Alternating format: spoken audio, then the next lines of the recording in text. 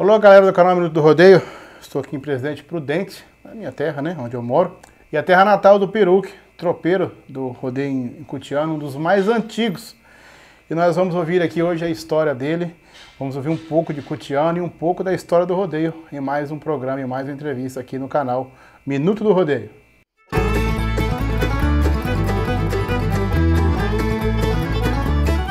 Seu Peruque, como que entrou a vida de rodeio na sua vida? Como que o rodeio chegou na sua vida? O rodeio chegou quando eu era menino, né? Eu mexia já com cavalo e acabei vendendo cavalo, fazendo cavalo de rodeio, vendendo para o Manfré lá no Mato Grosso.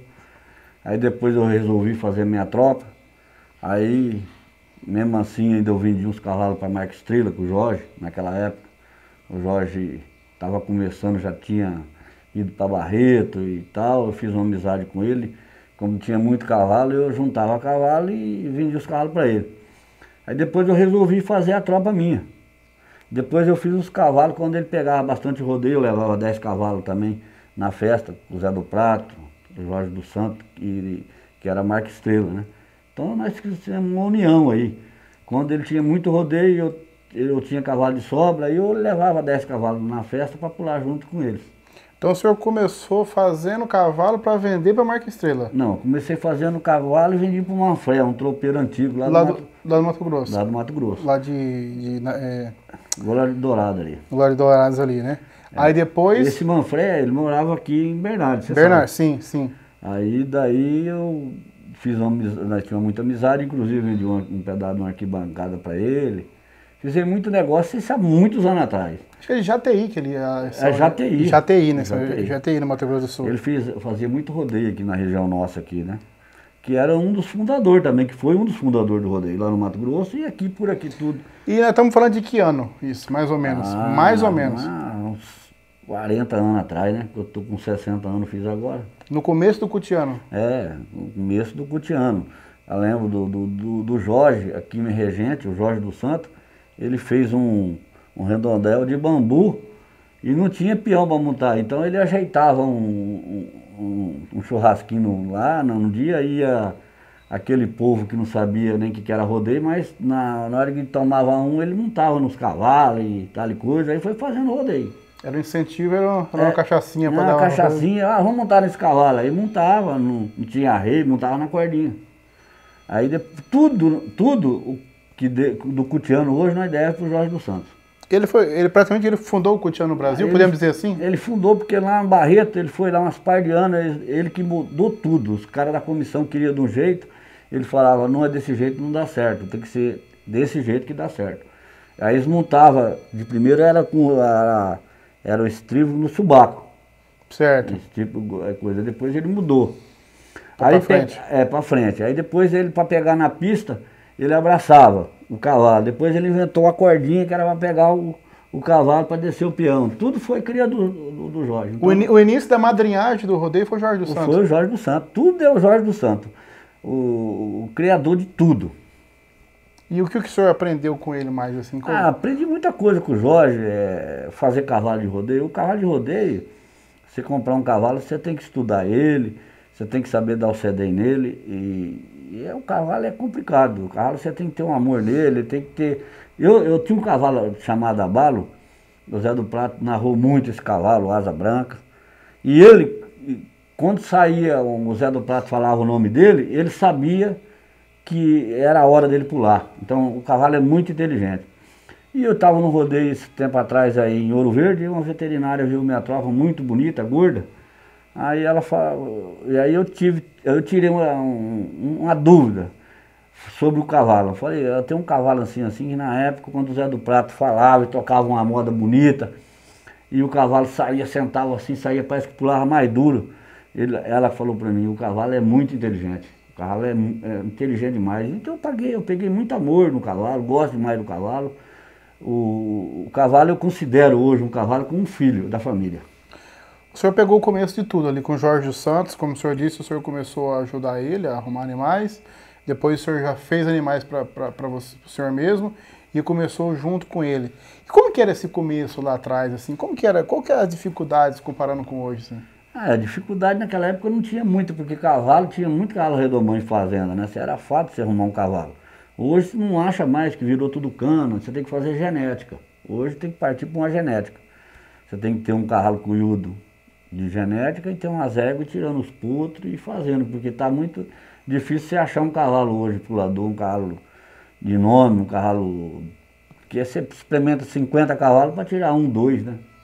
Então, antigamente, eu acho que, tudo bem que eu já conversei muito aqui no canal sobre o touro de rodeio, mas que o cavalo é a mesma coisa. Antigamente vocês faziam o cavalo, pegavam um cavalo, dizendo na língua chucro, né? Experimentava e fazia. Vamos falar dessa época. Qual que é o segredo? É chegar numa tropa, bater o olho, ou é experimentar mesmo, ou um pouco das duas coisas? Como que era? Na verdade, o cavalo ele já tem que ter ele tem que ter um currículo. Ele tem que ter um currículo dele na propriedade, numa fazenda, por exemplo, você vai numa fazenda, aí você puxa o currículo dele. Aí esse cavalo está derrubando, ele vai lá no pasto laçar um boi, ele pula catraia. Aí o que acontece? Ele é um cavalo que ele já fica no encosto. Porque ele é um cavalo que não é de confiança mais, de o peão andar com ele. Então ele fica no encosto. Aí você pega ele, compra do fazendeiro, aí joga no meio aí você experimenta ele pro rodeio. Nesse experimento pode dar certo, como pode dar errado. Às vezes ele pode firmar, como ele pode afinar, você tá entendendo? E como você falou para mim do cavalo chucro, o cavalo chucro ele não tem aquela genética, ele é chucro. Então você vai montar nele, ele pode pular um dia naquela pressão e pode afinar e depois não pula mais também. O fato de ser chucro não ajuda em nada, porque chucro é sem direção, né? Vamos dizer assim. Sem direção. Aí o senhor lá já pega um animal que já vem na fazenda ali. Então a maioria dos cavalos de rodeio daquela época, vamos falar daquela época. Vamos chegar agora.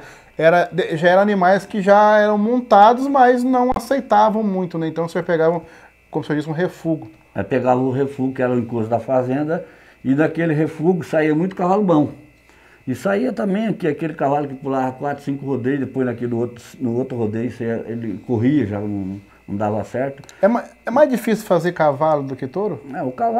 O touro, você arruma uma boiadinha aí, e vai pondo uns meninos para montar, você vai fazendo mais fácil. O cavalo é complicado, porque existe o cavalo da peiteira e o do ferrinho hoje.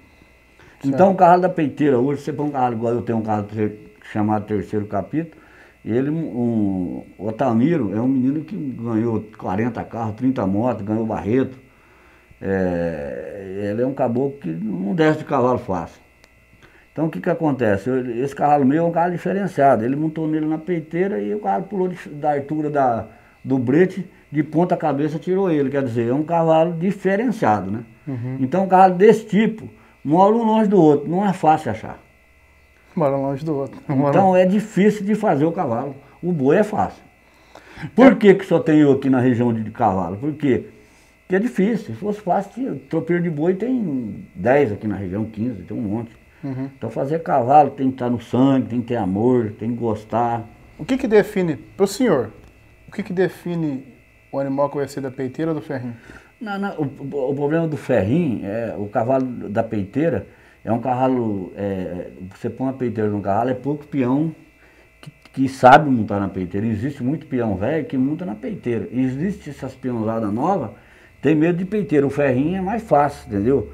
A peiteira, o cavalo, do jeito que ele sai, você tá na peiteira, ele te dá aquele primeiro pulo. Se você não coisar, ele te puxa para a cabeça. É fácil de cair. O cara que monta na peiteira tem que ter muita experiência. Vamos dizer assim, eu sou um leigo. O cavalo de peiteira é um cavalo que tem mais força. Um cavalo de peiteira, ele é um cavalo por exemplo, é um cavalo que aguenta peiteira. Porque tem cavalo que você põe a peiteira nele e o outro cara, peão, ele vai apertar ali, né? Aí ele vai pular, ele vai pular miudinho. Então aquele cavalo não serve para peiteira. Ele tem que ter resistência para peiteira. Ele tem que ter resistência.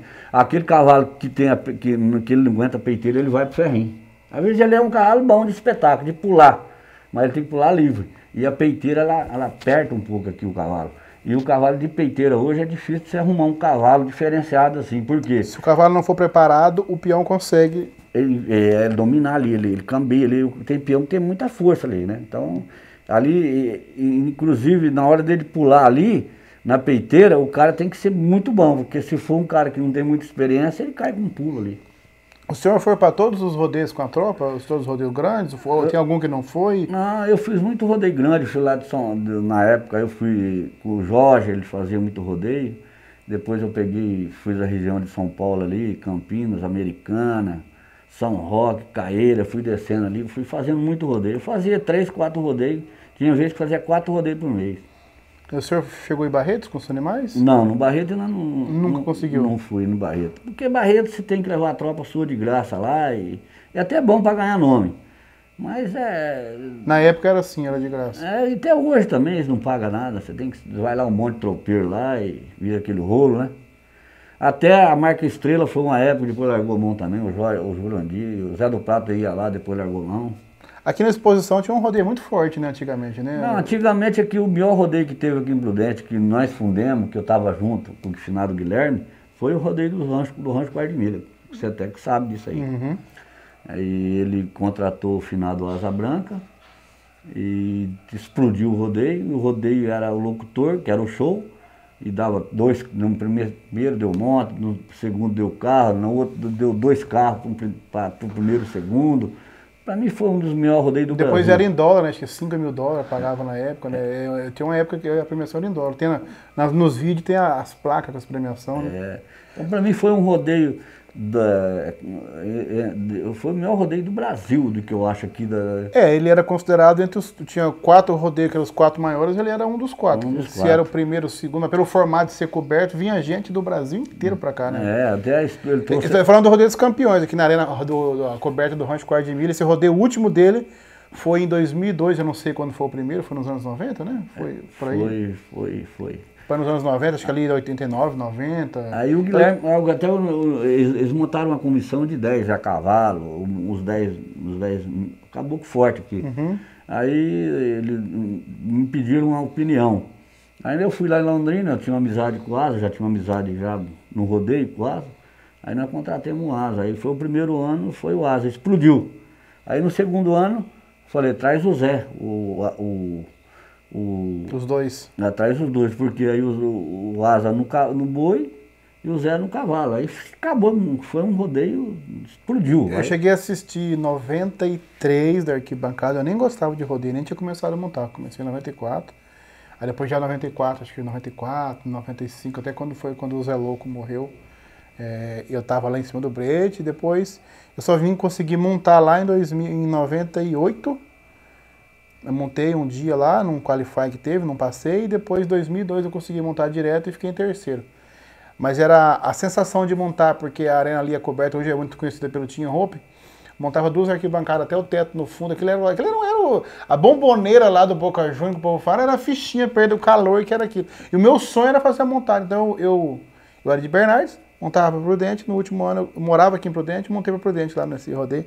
Então montar em casa era uma coisa de louco. Mas voltando lá na sua história, mas a exposição lá atrás, lá nos anos 80, ela teve uma história muito forte com o Cutiano, né? Ela teve quem fazia ali, quem fez o primeiro rodeio aqui em Prudente foi o Jorge do Santo. Uhum. E naquela época ele falava, o Zé do Prato falava em cima do estaleirinho. Uhum. Então depois do Jorge veio lá o Lindo Bernardes, aí foi vários. O Lindo Bernardes é o primeiro carro em Barretos lá, lá em Fernandópolis. Isso. Aí ele começou a fazer, aí o Jorge foi um dos primeiros que fez Prudente aqui na exposição, até que morreu um peão lá enroscado num cavalo, Uhum. um rapaz de Regente.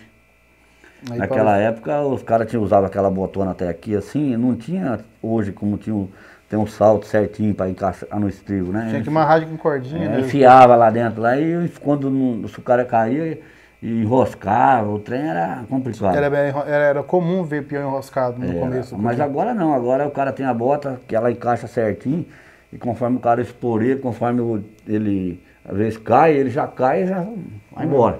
É muito difícil de enroscar.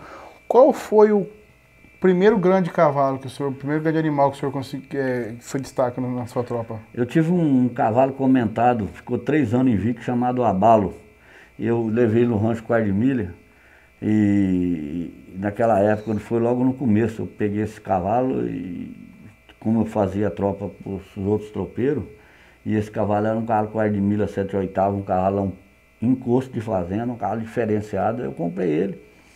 Aí levei ali no Rodeio dos Campeões, o Zé do Prato na rua montada dele. Aí ele falava assim, abalou o presidente Prudente, entendeu?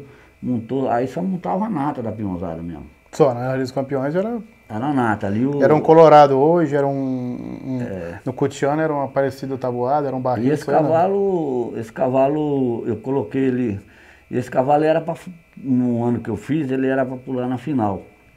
Como o finado Valtim Biasi estava na festa, tem tropa, aí ele falou, ele queria me dar um caminhão de cavalo, dava 20 cavalos, que é cavalo de tocar rodeio, nesse meu cavalo. Aí ele até comentou lá com o Guilherme lá, falou, ó, deixa pro carro do peru que não põe na final, põe nos 10, que é um cavalo para me comprar ele, entendeu?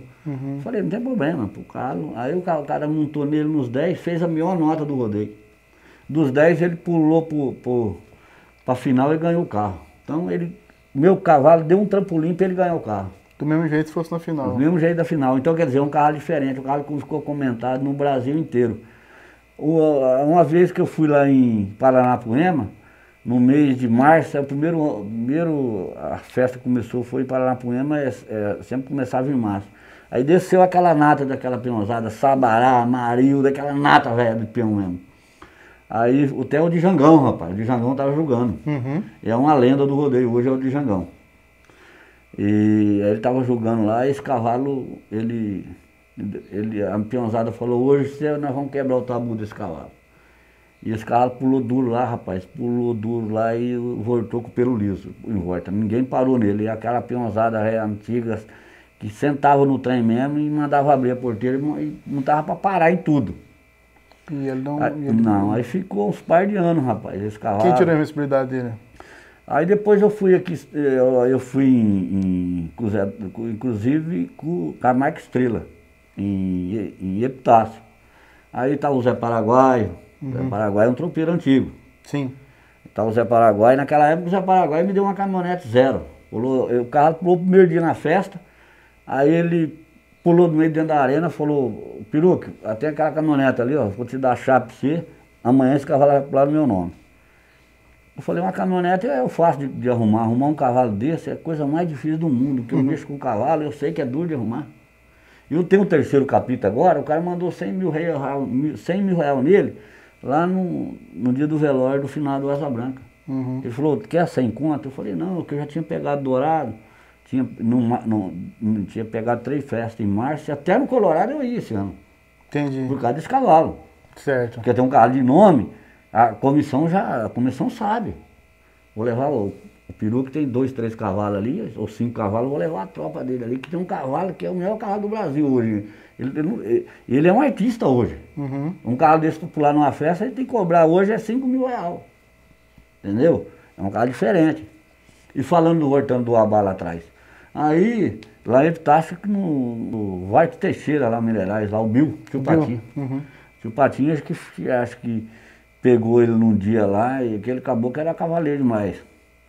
Acho que foi ele que parou nele. Eu ia te fazer uma pergunta, imaginando uma resposta, mas vou fazer. Qual foi o maior peão de Cutiano que o senhor viu até hoje? De todos os tempos, assim, que o senhor acha que foi o cara mais duro no Cutiano? Rapaz do céu, tem um monte aí, hein? Mas alguns, assim. Esse era um? O Bill? O Bill era um. Que eu imaginava essa resposta. Meu pai tem muita história na exposição, que viu ele montando lá nos anos 80 e tal. Que ele parava em cavalo, cruzava a espora. Ele disse que ele era diferente. Não, sabe o que acontece com o Bill? O Bill, o cavalo dele estava no brete, ele estava conversando com o povo lá, e na hora que chamava o nome dele, ele pulava em cima do cavalo, dava um tapa na cara do cavalo e já mandava sortar e já mandava roseta. Ele não tinha que caçar coragem no cavalo, ele não caçava. Não tinha arrumação? Não tinha macetação de cavalo, não. Ele sentava em cima e mandava embora. Outro cara que eu gostava dele demais também é o Jair Honório. O Jair Honório também fazia umas montadas aí que era estiloso, né? E vários peão, né? O abalo foi o melhor animal de todos os tempos ou é o terceiro capítulo? Qual que é o melhor animal de todos os tempos da sua companhia? Não, na verdade eu tive o abalo, naquela época antiga eu tinha muito cavalo bom, tinha caqui, tinha real, eu tinha vários cavalos de nome naquela época, entendeu? Hoje eu também tenho uns vários cavalos de nome. Mas é igual eu acabei de falar para você, é duro de fazer cavalo. Por quê? Existe uma técnica no sedem. E eu vou contar uma história para você. Eu vendi 10 cavalos para um caboclo. Dos 10, eu tinha 10 cavalos firmes. Eu falei, dos 10 você me devolve 5 e 5, ele me comprou 5 cavalos. Ele levou a tropa, levou 10 cavalos. Aí ele experimentou lá 4 rodeios essa tropa lá. Os 10 cavalos, Os 10 cavalos. Pra ficar com 5 melhor. 5 melhor. Ele devolveu o melhor cavalo para mim. Você entendeu? Que não acertou o sedem. Ele não acertou o sedem. Então, o segredo do tropeiro hoje, que o cara se falar, eu sou tropeiro, é fácil. Agora, você tem que pegar o sedem, você tem que estudar, tem cavalo que você tem que deixar ele tomar da mão, tem várias técnicas ali, você tem que ter amor naquilo. Não adianta você puxar o sedem demais no cavalo, porque o cavalo, às vezes, ele tem vontade de pular, mas ele pula amarrado. O senhor já falou no começo da entrevista, a genética também é a salvação para quem quer fazer animal no cutiano? A genética hoje é tudo, né? Porque antigamente você achava vários cavalos redomão, hoje, como virou tudo cana aqui na nossa região inteira, para tudo Fazenda acabou bastante? Então não tem mais cavalo. Cavalo hoje, você tem que pegar um cavalo seu cunhudo, umas éguas, põe para parir e vai fazendo, tem que fazer. Vários tropeiros para dar continuidade nesse trabalho aí, ele tem que fazer a genética. Porque eu ando por aí, 200, 400, 500 quilômetros por aí, não tem mais fazenda. Esse dia eu comprei 5 cavalos de uma fazenda, porque que a fazenda tem 2.000 alqueires lá, e tem muito cavalo, e tem uma genética de um cavalo pulador lá. E como tinha 5 do encosto, eu comprei os 5 cavalos. Os cavalos quarto de milha lá, que estavam encostados, o cavalo que pulava catraia. Então os carros desses eu não nem experimentei, porque eu tenho convicção que ele vai virar. Vai virar, já tem uma... É porque ele já tem o currículo dele lá atrás. E já com o currículo do animal de pulo. Já tem a genética que eu trouxe de lá. O senhor sabia que um dos maiores touros que dá resultado, que a genética não adianta falar assim, o touro tal é famoso, vai pular. A genética, assim como o cavalo também, um dos touros que tem mais resultado não era um touro de rodeio. Era um reprodutor para gado de corte. Então, tipo assim, quando tem um histórico, tudo funciona, né? Então. Você falando de boi, eu vou deixar na minha experiência, que eu enxergo do outro lado do mundo, que eu tenho muita experiência, hoje vai ser difícil de fazer boi. Por quê? Tá vindo genética aí, cruzamento, esses bois de cruzamento aí, Angus e tal coisa, e esses boi, eles não vai firmar no rodeio. O que firma no rodeio é aqueles boi de vaca leiteira, cruzamento, que você está entendendo? Esse que dá pulador. Como agora virou tudo essa outra genética aí, então quem tem os seus boi de rodeio, ele tem que fazer uma genética dos boi dele lá, fazer a genética também, senão vai acabar o rodeio também. Em resumo, é igual eu conversei com o Beto Tribulato esses dias, antigamente você fazia o boi, escolhia o boi, isso hoje não vai, eu também enxergo assim, isso hoje vai acabar, ou o cara entra na genética ou ele tá... Porque esses boi, por exemplo, igual o cara tem um amigo meu ali, ó, é o Nilcinho da Vitapédia ali, ele tem 11 fazendas, ele colocou na vacada de leite aquele boi Angus. Uhum. Então a boiada daquela não serve para pular.